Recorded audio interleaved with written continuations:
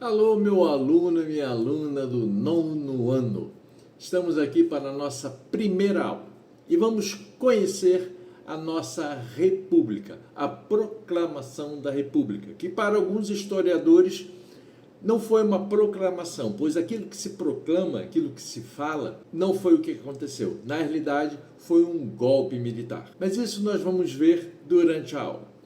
Bom, República, que vem da Roma Antiga, palavra res publica, ou seja, coisa pública para o coletivo. Porém, a gente vai perceber que a República Brasileira ela foi constituída para garantir privilégios para a elite dominante política e econômica. Mas vamos entender o contexto da queda da monarquia para então a entrada da República. Bom, o movimento republicano, já desde o século XVII, se havia no país, tendo em vista as conjurações mineira, baiana e pernambucana. E esse movimento foi ganhando cada vez mais força no século XIX, com a insatisfação de alguns outros grupos da monarquia, que a gente vai ver a questão religiosa. No Segundo Império, Dom Pedro II, ele acumulava poderes, como, por exemplo, o padroado. Dom Pedro ele tinha a igreja como aliado. Ele também respondia pela igreja. Ele era o responsável a cumprir ou não as ordens do Papa, que é o beneplácito. Ou seja, as coisas só aconteceriam mediante a aprovação de Dom Pedro II. Isso é quebrado a partir da ordem do Papa Pio IX, em 1864, expulsando a maçonaria, os membros da maçonaria da Igreja Católica. Dom Pedro, sendo um membro da maçonaria, não ia cumprir essa ordem, mesmo porque muita da elite do Império eram também membros da maçonaria. Dom Pedro não cumpre essa ordem. Ao contrário, manda prender 2 bispos que, cumprindo as ordens do Papa, afinal, os bispos estão sobre as ordens do Papa e não de Dom Pedro. Pensavam eles que o Papa era mais importante do que o imperador. Cumpre a lei do Papa, contra a vontade, contra as ordens de Dom Pedro II. Dom Pedro manda prender esses 2 bispos. E com isso, há a crise com a igreja. A igreja se afasta do império. E o outro grupo que também era aliado de Dom Pedro, os cafeicultores, que se dividiam. Tinha os cafeicultores do Vale do Paraíba, os mais antigos, os grandes barões do café, usando a mão de obra escravizada e com certos privilégios imperiais, como taxas, empréstimos. Um outro grupo de cafeicultores mais recentes, que começam a surgir a partir de 1850, ou seja, pós a Lei Eusébio de Queiroz, que proíbe o tráfico de navios negreiros. Esses cafeicultores já desenvolvem a sua plantação sem a mão de obra escravizada, usando a mão de obra livre. E esse grupo tem uma aproximação com a Inglaterra e se junta ao grupo republicano. Em 1870 é fundado o Partido Republicano, com esse grupo insatisfeito dos cafeicultores, alguns militares.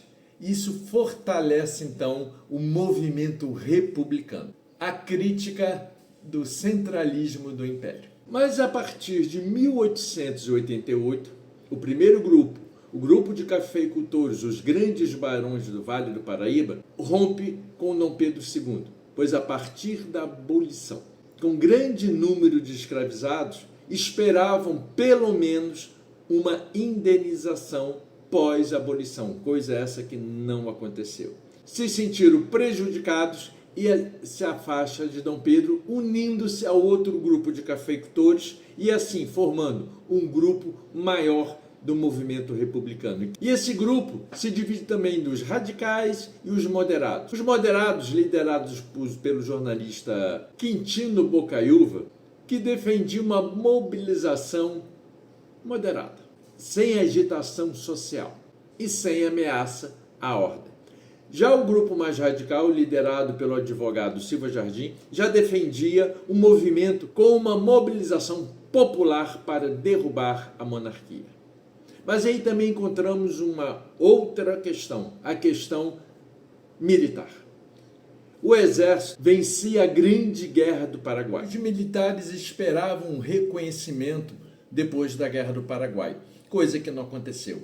E eles, revoltados, começam a falar mal da monarquia e do imperador nos jornais. Um dos jornais mais famosos da época, o Brasileiro, trazia muita charge, muito deboche, muita crítica à monarquia, e com isso, Dom Pedro II proíbe os militares de se expressar, principalmente na imprensa, causando maior insatisfação e maior crise dentro do exército contra a monarquia. E com isso, a monarquia perde grande apoio político e financeiro, além de perder o apoio dos grandes barões de café, o apoio da igreja e também não tendo o apoio do exército.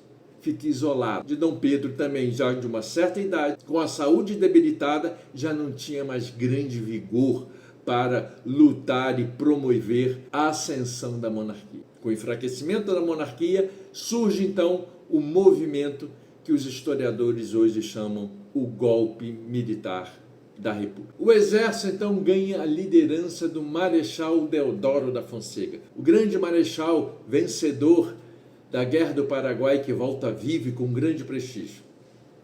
Só que o Marechal Deodoro tinha uma aproximação com Dom Pedro. O desejo dele não era uma república de fato, e sim derrubar o presidente do Conselho dos Ministros, Visconde de Ouro Preto. E com isso, Dom Pedro II seria obrigado a criar uma nova forma de governo, na qual faria que todos ficassem satisfeitos. Porém, agora a hora da fofoca histórica, houve um boato que Dom Pedro II ia substituir o Visconde de Ouro Preto por Gaspar Martins para ser o novo presidente do Conselho dos Ministros. E quem era Gaspar Martins?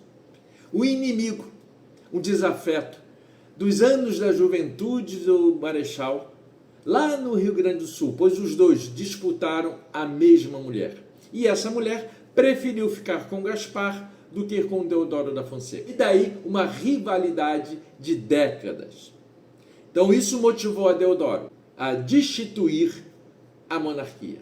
E daí foi feito o golpe em 15 de novembro de 1889. Há quem diga que o povo ficou bestificado. O que vem a ser o povo bestificado? Que não houve nenhuma participação popular.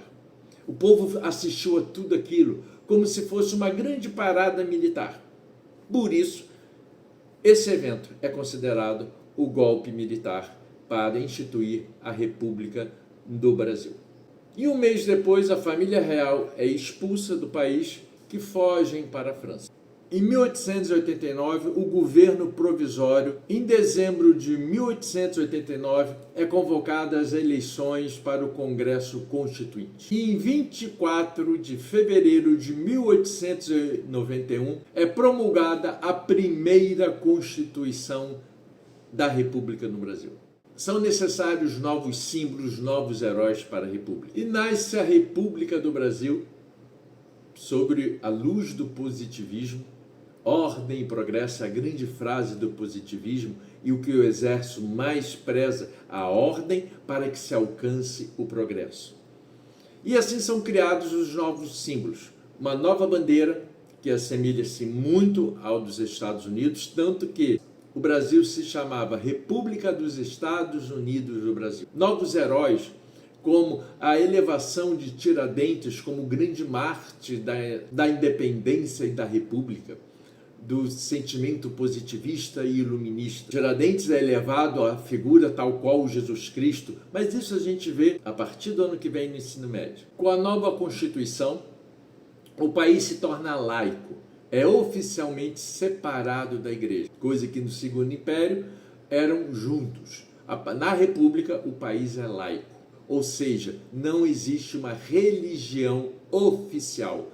Todos têm o direito de professar a sua fé, sem benefícios ou privilégios. E isso até os dias atuais. Foi criado os registros civis, porque até então, quando a igreja era ligada ao Estado, quem fazia os registros era a igreja, com as certidões de batismo, de casamento. A partir da República, o que nós temos hoje, os cartórios. E Deodoro da Fonseca, ele faz com que ele seja eleito indiretamente pelo Congresso, que a partir dele, então, depois do seu mandato, que seriam as eleições diretas. E ele nomeia Rui Barbosa para ministro da Fazenda. Rui Barbosa, um positivista, vem com a intenção do progresso para o Brasil. E ele promove, então, um programa de empréstimos para quem trouxesse um projeto de indústrias para alavancar o desenvolvimento brasileiro. Então, quem chegasse com o projeto, o governo emprestaria dinheiro. E com isso, foi-se emitindo mais moeda. E no sistema financeiro, quanto mais se investe em moeda, mais há possibilidade de grande inflação, pois depende do lastro, ou seja, depende do ouro, o quão de moeda você pode emitir. Dinheiro. O dinheiro tem que ter o contrapeso do ouro. Pois Rui Barbosa tinha em mente que quanto mais dinheiro emprestado, quanto mais indústria, mais emprego gerado, mais mercadoria para o comércio, mais compra, mais venda, mais arrecadação. Isso compensaria as emissões do papel moeda. Porém, estamos no Brasil.